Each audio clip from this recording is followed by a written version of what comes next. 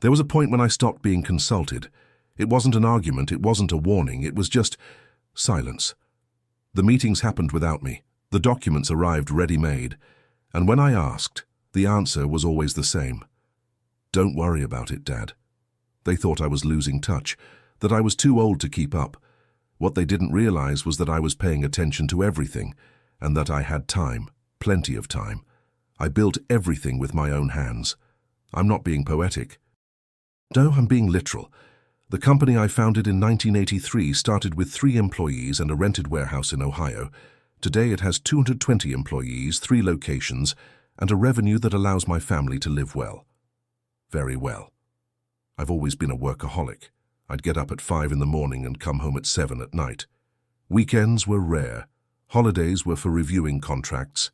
My wife, Carol, always understood that. She knew I was building something for our children, for our grandchildren.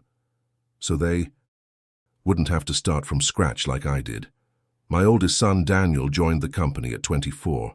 He had a degree in business administration, was full of new ideas and brimming with energy.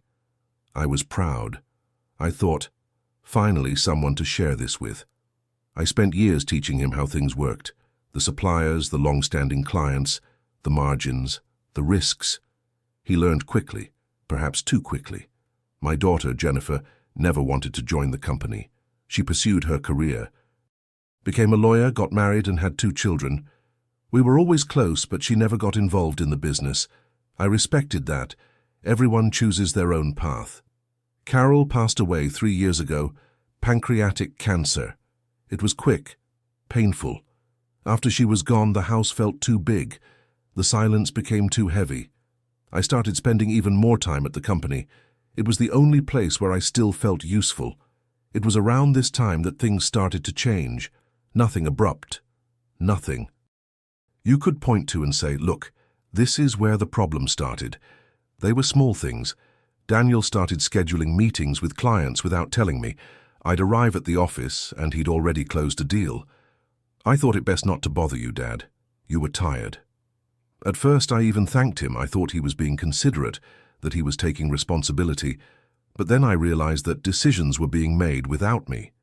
Changes in the staff, alterations to old contracts, new partnerships. All happening while I was there, sitting in my office, reviewing reports that no longer meant anything. I'm not stupid. I realized it early on. If you're listening to this right now, I want to ask you something. Subscribe to the channel. It's not just for the algorithm. It's because I know you understand what I'm talking about. Leave a comment saying where you're listening from. I want to know if you've ever been through something similar. I want to know if you've ever felt like you were being left out without anyone having the courage to say it to your face. We'll stick together. The first meetings I was excluded from were just internal alignments, according to Daniel.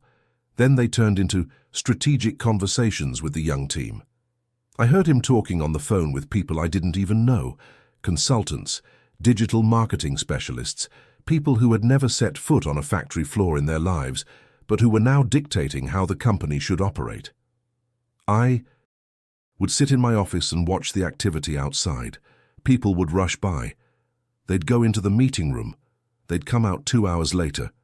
Nobody called me. Nobody knocked on my door to ask what I thought. I was a ghost in my own company. One day, I arrived in the morning and found a stack of documents on my desk. Changes to the employee's health plan. Reduced benefits. Increased targets. Everything already signed.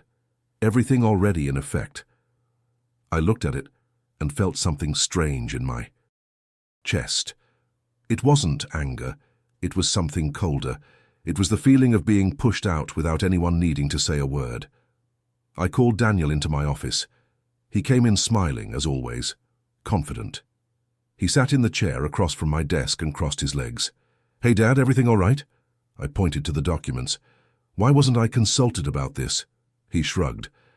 "The finance team thought it best to act quickly. The market is tight. We need to be agile. You always say that, don't you?"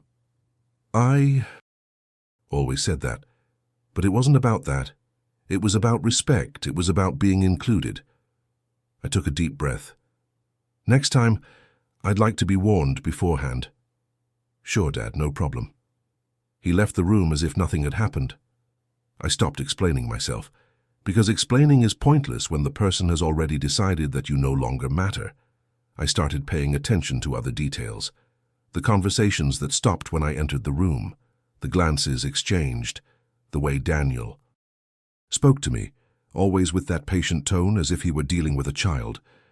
Don't worry about it, Dad, I'll take care of it. I wasn't worried. I was observing. The company has always had an advisory board, 4 trusted people, including myself and Daniel, a lawyer, an accountant, and a minority partner who invested in the early days. We met every 3 months to review finances, discuss expansion, and make big decisions. It's always been that way. Until one day I arrived at the meeting and realized that everyone already knew everything. The numbers had already been presented. The decisions had already been discussed. I was the only one arriving without context. The lawyer, a man I'd known for over 20 years, barely glanced at me. He was focused on Daniel, who was running the meeting as if I weren't there.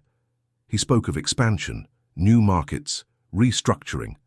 Nice words, ambitious plans. I listened to everything in silence. At the end, when he asked if anyone had any comments, I raised my hand.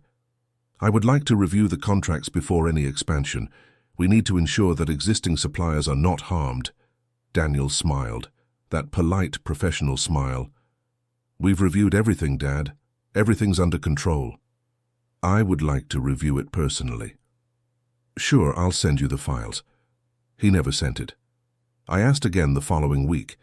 He said he was organizing the paperwork. I asked again a month later. He said the legal department was finalizing some adjustments.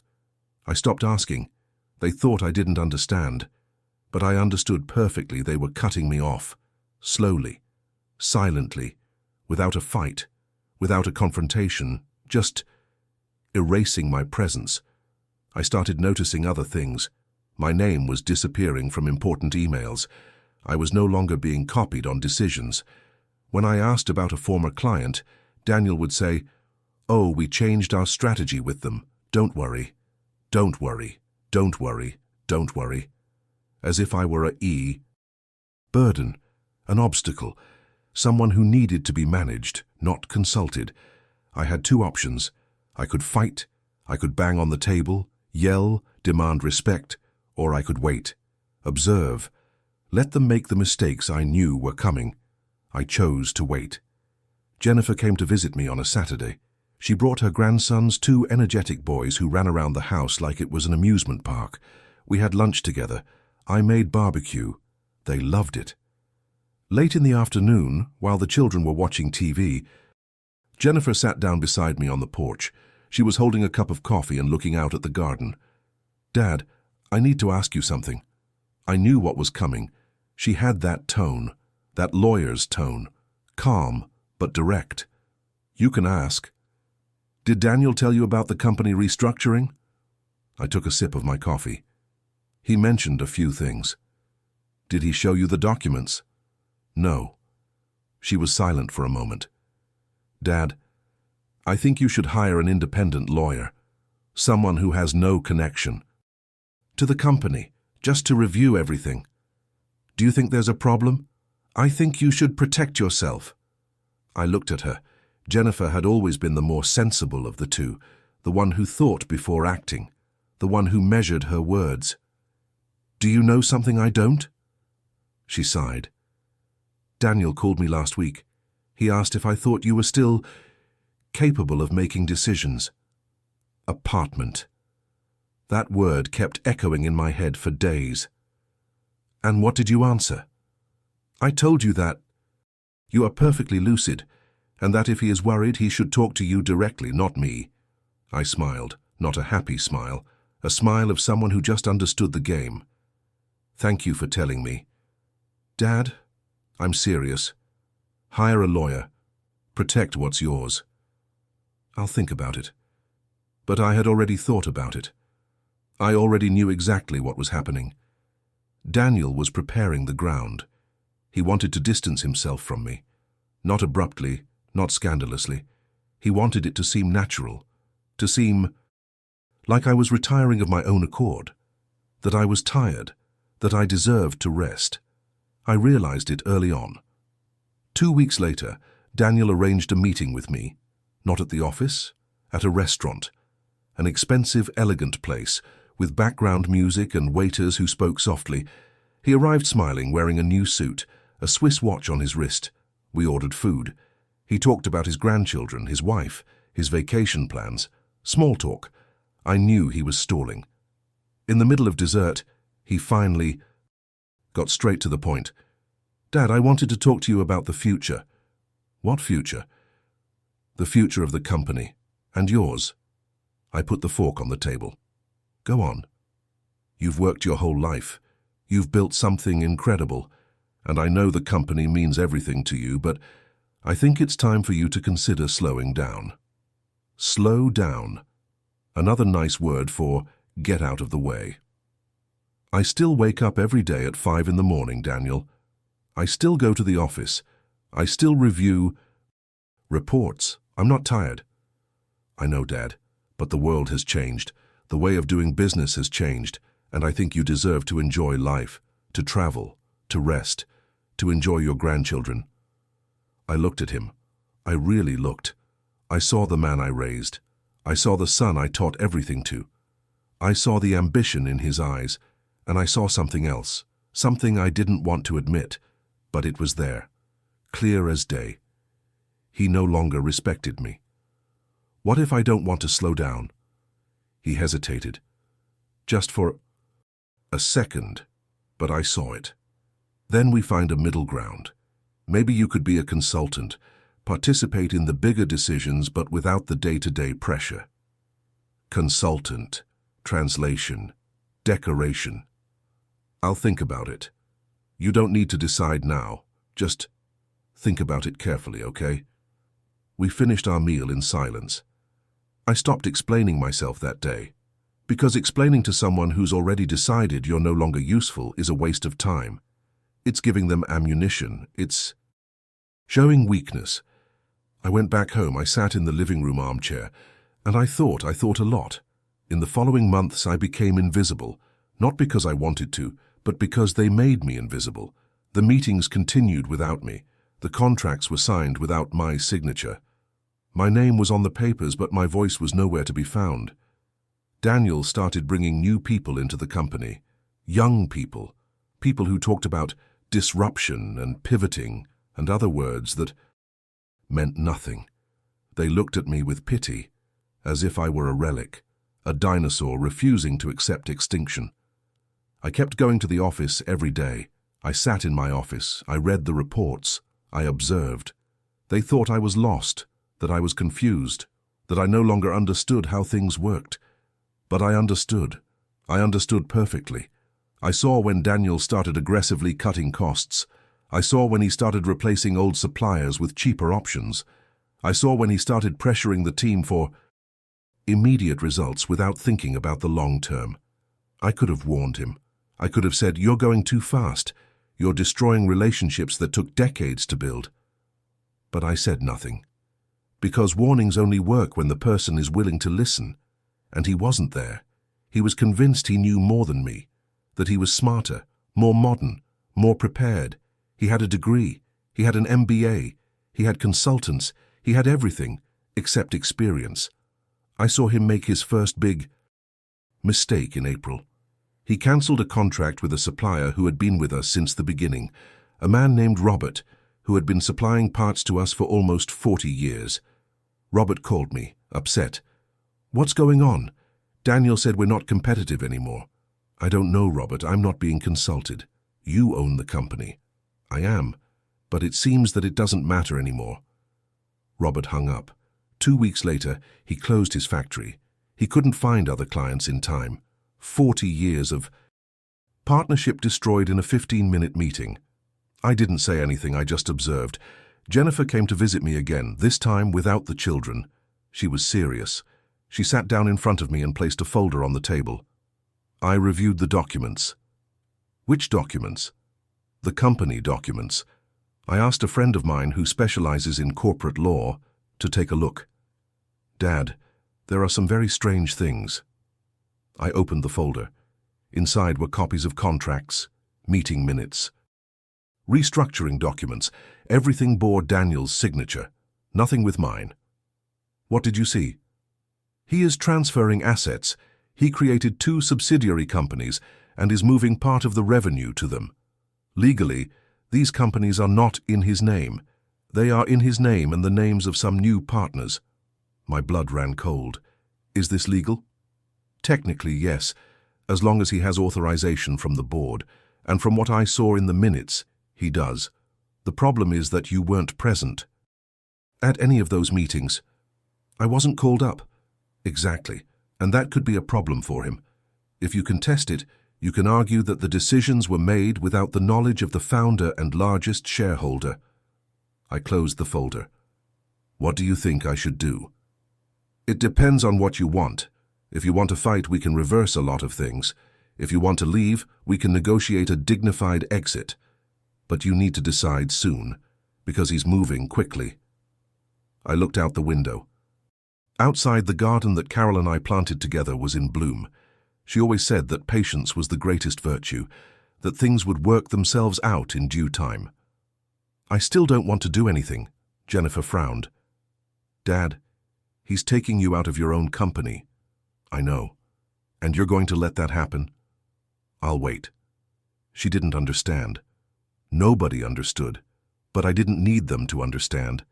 I just needed time, because they were making mistakes, and mistakes have consequences. In June, the company lost its biggest client, a distribution network that had been buying from us for 15 years. They cancelled the contract overnight. I found out because one of the former managers came to talk to me nervously. Did you know about this? No. Didn't Daniel warn you? No. He shook his head. They cancelled because we were late on 3 consecutive deliveries. Daniel changed the shipping company. The new one is cheaper, but it can't handle the volume. I warned him, but he said it was to cut costs. I thanked them for the information. I didn't say anything else. Losing the client represented 20% of our revenue. It was a huge blow. I saw the commotion in the office, emergency meetings, nervous people. Daniel locked in his office for hours. He didn't come to talk to me, not even once. I kept going to the office. I sat in my office. I read the reports. I watched the downward spiral. In July, another long-time supplier cut ties. He said he could no longer trust the company, that the way Robert and I were treated was unprofessional. In August, 3 long-time employees resigned, people who had been with me for over a decade. They came to say goodbye. They thanked me for the years of service. They said the company wasn't the same anymore. I agreed it wasn't. Daniel remained confident. He continued bringing in new people.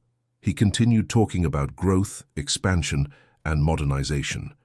But the numbers didn't lie. And I read the numbers. September was the first month of losses in 12 years. There was a meeting in October. This time I was summoned, not because they wanted my opinion, but because they needed a scapegoat. I entered the room and saw the serious faces. The board was there. Daniel was at the head of the table, tense. The lawyer, the accountant, the minority partner. Everyone was serious. Daniel began. Thank you for coming, Dad. We need to discuss the company's situation. What situation? We are experiencing financial difficulties. The last 3 months have been tough. We lost important clients, revenue has fallen, and we need to make difficult decisions. I just listened. We need to do a deep restructuring, cut costs, renegotiate debts, and, unfortunately, reduce the number of employees. He kept talking. He talked about strategies, about recovery plans, about consultants who would help us. Nice words. Desperate plans. When he finished, the lawyer looked at me. Do you have anything to add? I took a deep breath. I warned you. Daniel frowned. What did I tell you? I warned you that replacing old suppliers with cheaper options would be costly. I warned you that pressuring the team without planning would create friction.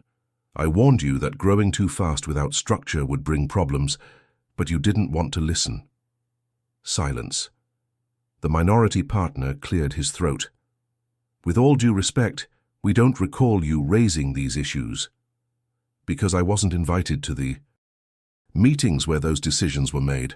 Daniel blushed. Dad, you were always welcome. No, I wasn't there. You excluded me. You made all the decisions without me, and now you want me to take some of the responsibility for the disaster. The lawyer intervened. No one is blaming anyone. We are trying to find solutions. I stood up. Good luck with that. And I left. After that meeting, I stopped going to the office every day. Not because I was angry, but because it no longer made sense. They had made their choice. Now they were going to reap the consequences. I started following everything from home. Jennifer sent me updates. The numbers kept dropping. Employees kept leaving. Suppliers kept cutting ties. Daniel tried to call me several times. I didn't answer. He sent messages. I didn't reply. He finally showed up at my house in November. He knocked on the door. I opened it. He looked different, thinner. Deep, dark circles under his eyes. His suit was wrinkled. Dad, we need to talk. I let him in. I offered him coffee. He accepted. We sat in the living room. He held the cup with both hands, as if he needed the warmth. I messed everything up. I didn't say anything. I thought I knew what I was doing. I thought it was better to modernize, accelerate, grow, but I didn't listen to you. I didn't listen to anyone, and now we're sinking.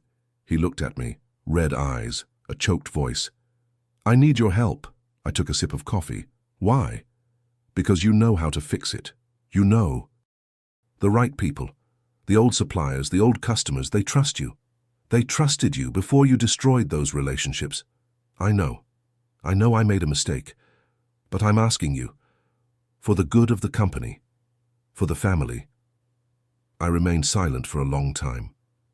I looked at my son, the son I raised, the son I taught, the son to whom I handed the company, and I saw regret.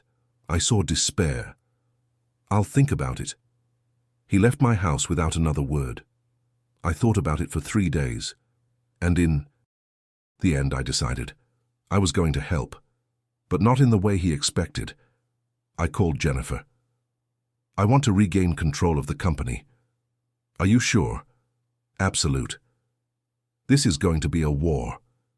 It won't work, because I have the documents. She remained silent. What documents? The minutes of meetings I wasn't invited to. The contracts signed without my authorization. The asset transfers. Everything he did was legal, as long as the board had summoned me. But they didn't, and that invalidates almost all the decisions of the last 8 months. I heard her take a deep breath. Did you keep everything? All. Dad, did you plan this from the beginning? No, I only observed and documented. She laughed, not a joyful laugh, a laugh of someone who finally understood. You're terrifying. I am patient. We scheduled a meeting with the board. Jennifer drafted a formal notification, challenging all decisions made without my presence, requesting an independent audit, resuming my authority as founder and largest shareholder. The company's lawyer tried to argue. He tried to say that everything was valid. But Jennifer dismantled every argument. She pointed out the flaws. She pointed out the omissions. She showed that, legally, I had been unfairly excluded. The minority partner was the first to give in. I didn't know you weren't being called. If I had known, I would have demanded your presence. The accountant agreed. I only signed the documents they gave me. I thought everything was fine. Daniel remained silent throughout the entire meeting. At the end, he looked at me. Are you going to fire me from the company? No. You're going to stay, but not as president, as a manager. You're going to learn the way I learned, from the bottom. In the following months, I regained control. I called Robert. I apologized. I explained that I didn't know what had happened. He was silent for a while. Then he said, "You've always been honest with me. I accept your apology. But my factory is closed. I have no way to go back. What if I help you reopen?" Longer silence. As financing, long-term contract, guaranteed demand. You come back, I buy from you, and we rebuild. He's back. I called the old clients. Some didn't even want to talk, others gave me a chance. I explained that there had been changes in management, that the mistakes had been identified, that I was back. 3 customers returned, not the biggest ones, but enough to get started. I called the employees who had left. I offered them a return, some accepted, others had already moved on. I stopped desperately cutting costs. I went back to investing in quality. I went back to building relationships. I went back to planning for the long term. Daniel worked quietly. He went to the office every day. He did what I told him to do. He didn't complain. He didn't argue. He had learned. It took a year, a whole year, but the company returned to profitability, small at first, but sustainable, real. Jennifer came to visit me. She brought her grandchildren. We had lunch together. She looked at me and said, "You always knew it would turn out like this, didn't you?" I knew he was going to make a mistake. I didn't know if he was going to learn from it. And did he learn? He's still learning. One night Daniel called me. It wasn't anything urgent. He just wanted to talk. We were on the phone for almost an hour. He talked about his mistakes, about his pride, about how arrogant he had been. "I thought you were too old. I thought the world had changed and you hadn't kept up, but I was wrong. The world changes, but people don't. Trust still matters. Relationships still matter. And I destroyed everything because I wanted to rush too much." I listened. I didn't interrupt. "You let me make a mistake. You saw everything happening and did nothing to stop me. Why?" I took a deep breath. "Because warnings don't work when the person doesn't want to listen, and you didn't want to. You were convinced you knew more than me. The only way you could learn was by making mistakes. But I almost destroyed everything." "Almost, but it didn't destroy it. And now you know what took me 40 years to learn. That building is slow, but destroying is fast. And that respect doesn't come from age. It comes from experience." He fell silent. Then he said in a low voice, "Thank you, Father." "For what reason?" "Because I didn't give up on myself." I didn't answer. I just hung up the phone. Because some things don't need words. Today the company is stable. It's not growing explosively, it's not making headlines, but it's solid, and that's enough. Daniel still works with me. He's different now, calmer, more attentive. He listens, he asks questions, he respects. I don't know how much longer I'll be working. I'm 70 years old. My body is starting to take its toll. The mornings are harder. But I still wake up at 5. I still go to the office. I still review the reports. Because work isn't just about money. It's about identity. It's about purpose. Jennifer remains my trusted advisor. She helps me review contracts and make big decisions. She never wanted to be involved in the company, but she's there in her own way. Robert reopened the factory. It's not as big as it used to be, but it's operating. And he thanks me every time we talk. The returning customers are still cautious, but they're giving it a chance. And that's all I need. I don't hate my son for what he did. I don't hold a grudge, because in the end he learned, and that's more important than any mistake. Sometimes I think about what would have happened if I had confronted him from the beginning, if I had argued, if I had demanded respect. Maybe it would have worked, maybe not. But I chose the path of silence, not because I was weak, but because I knew that mistakes teach more than any sermon. And I was right. Today, as I tell you this story, I'm sitting on my porch. The sun is setting. The garden that Carol and I planted is in bloom, and I feel at peace. It's not the peace of someone who won a war. It's the peace of someone who understood the game, of someone who knew how to wait, of someone who realized that dignity doesn't need shouting. I could have fought from day one. I could have banged my fist on the table. I could have demanded respect. But I knew that wouldn't do any good. Because respect isn't demanded. Respect is earned. And the best way to earn respect is by showing that you know what you're doing. Even when nobody believes in you. They thought I was too old, too slow, too outdated. But I was never slow. I was always patient. And patience is a weapon that few know how to use. You who are listening to me now may have already gone through something similar. Perhaps you felt that your voice no longer mattered, that decisions were made without you, that you were being pushed out without anyone having the courage to say it to your face. If you're going through this, I want to tell you something. Don't react impulsively, observe, document, wait, because those who act without thinking lose control, and those who wait intelligently win the game. Silence is not weakness. Silence is strategy. And sometimes the greatest victory isn't shouting the loudest. It's letting others make their own mistakes. And then when they realize they've erred, you're there. Calm, firm, ready to fix what's broken. I don't know how much time I have left. I don't know if I'll see my grandchildren grow up. I don't know if I'll see the company reach its 50th anniversary. But I know I did what had to be done. And that gives me peace. If you've made it this far, I want to thank you. It's not easy to hear such a long story, but you stayed, and that means something. If you liked it, leave a like, subscribe to the channel, because I have other stories to tell you. Stories of people like me, people like you, people who learned that life isn't about who shouts the loudest, but about who knows how to wait for the right moment. See you next time.